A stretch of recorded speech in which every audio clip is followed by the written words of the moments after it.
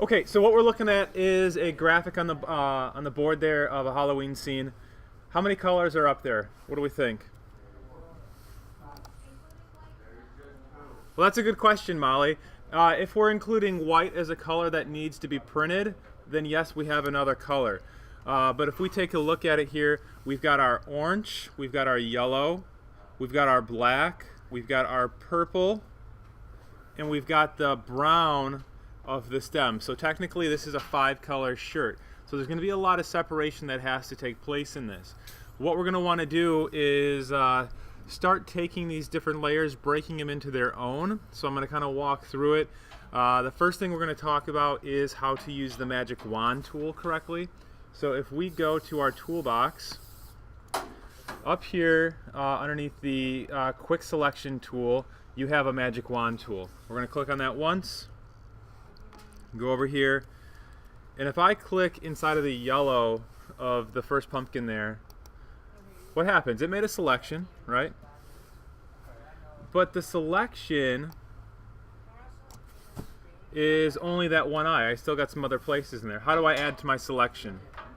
I hold shift, which is what we've traditionally been doing, or what we can do is come up here and turn off this contiguous button that's on the top control panel.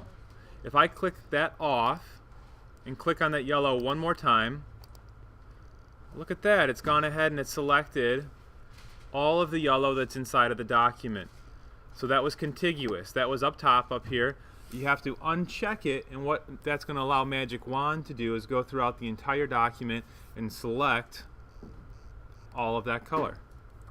So from here, how do I break this out into different pieces?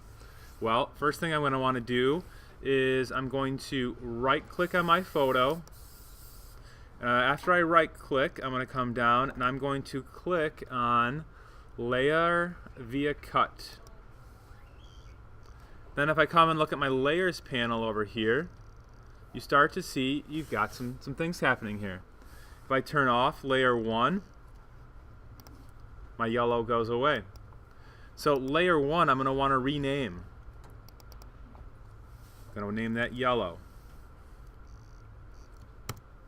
So there's my yellow layer. In order to get the next color, what I need to do is I need to go back to my original background photo. So I'm going to select that because that's where all the color exists. Let's go ahead and choose the orange now. There's my orange. Alright, I'm going to right click on that and I'm going to go Layer via Cut. Change that one, make that brown. That is the orange, you're correct, so that's orange. I was looking at the brown. I'm kind of thinking about where I'm going. Let me turn these off so you can kind of see what's starting to disappear. We'll go ahead and get the purple from the background. Right click, Layer via Cut. Let's name that one. We go back to this background, and here is a piece that starts to get a little weird here. So if we've noticed, we haven't played with this much. We've got this thing up here that says tolerance. Tolerance is going to tell Magic Wand what it needs to select. So this tolerance right now, if I click, it worked out okay. It got most of the picture of the brown there. Let me zoom in and we can take a look at it really close here. It looks like it got all of it, but look at it, it got a little bit of the black if you can see that. So we're going to change this tolerance. If I increase the tolerance, it means it's going to select more colors that are similar to that. So if I increase this to say 60 and click on that brown again, look at my selection. It's wider than I originally wanted it. It's getting some of that black in there because they share some of the same characteristics as that brown color.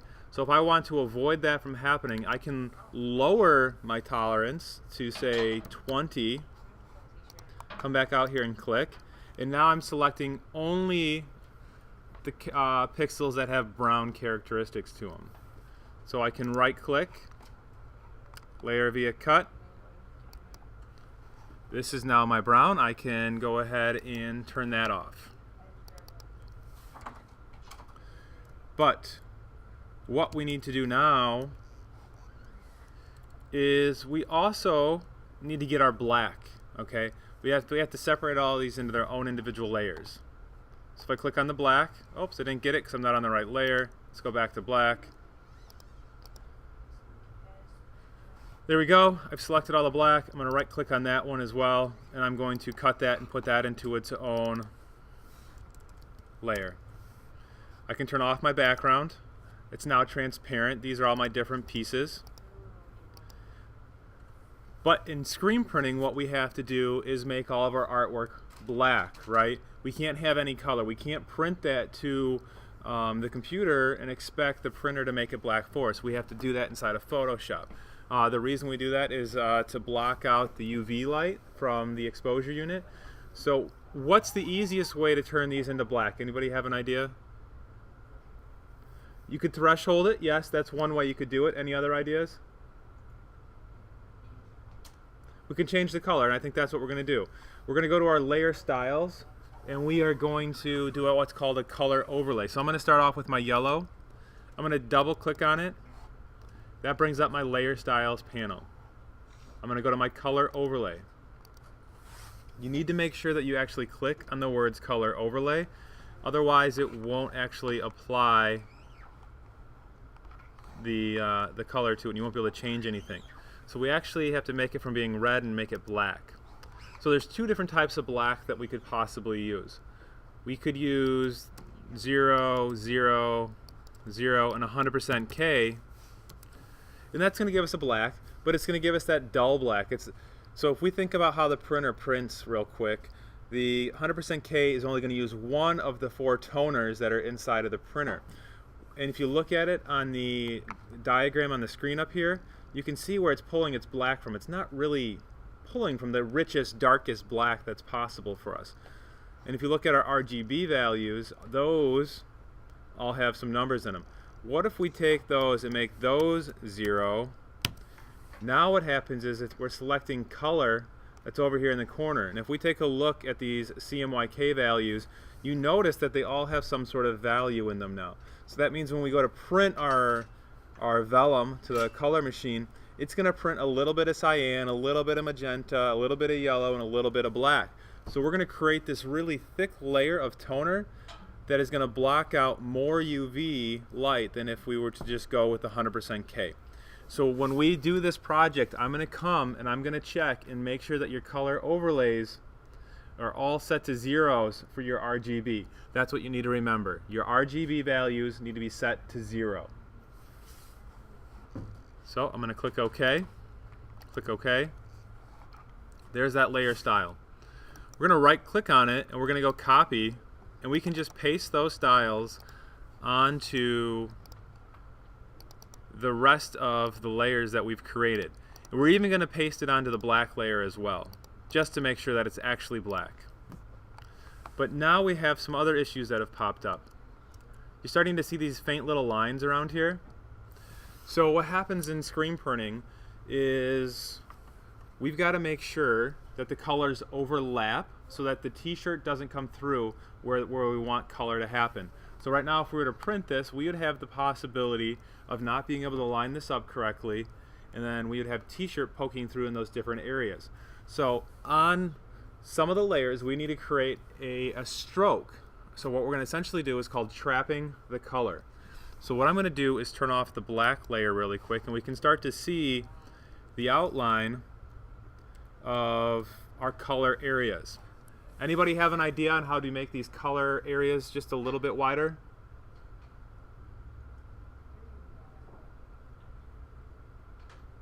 How about a stroke?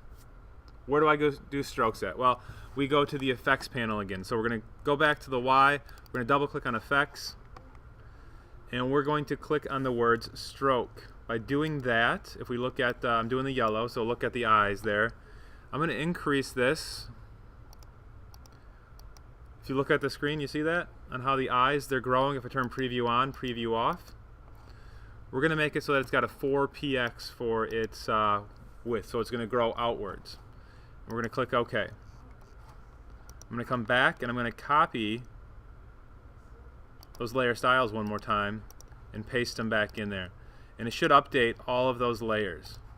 We don't want to add this to our black layer because the black is kind of like the coloring book. We want to keep it all inside of those nice crisp lines. If we start adding stuff to the black, we start changing how the overall scheme of the document is going to look. The black is what pulls it together, so I turn that black back on, everything's tight, and it will have plenty of room for registration. We got to remember, screen printing, the screens are fluid and they move a little bit, so we want to make sure that we allow for that play to take place. From here, what we would essentially be doing is we would save this, put it onto the document that has our registration marks for printing, and we would be off making our vellum. When you go to print this, what you would do is turn off all but one layer. You would print this, turn that one off, come back, turn on the brown, print that layer. But the registration marks would stay on, obviously, because those are the pieces that that are required to align all the screens together. But that is how to do color separation. The file that you guys are going to work with, you're going to do the same thing that I just did. It's on the P drive, shared files bond, underneath screen printing, and you'll find that there. And go ahead and try to do this. I'll walk around and help you guys out as well.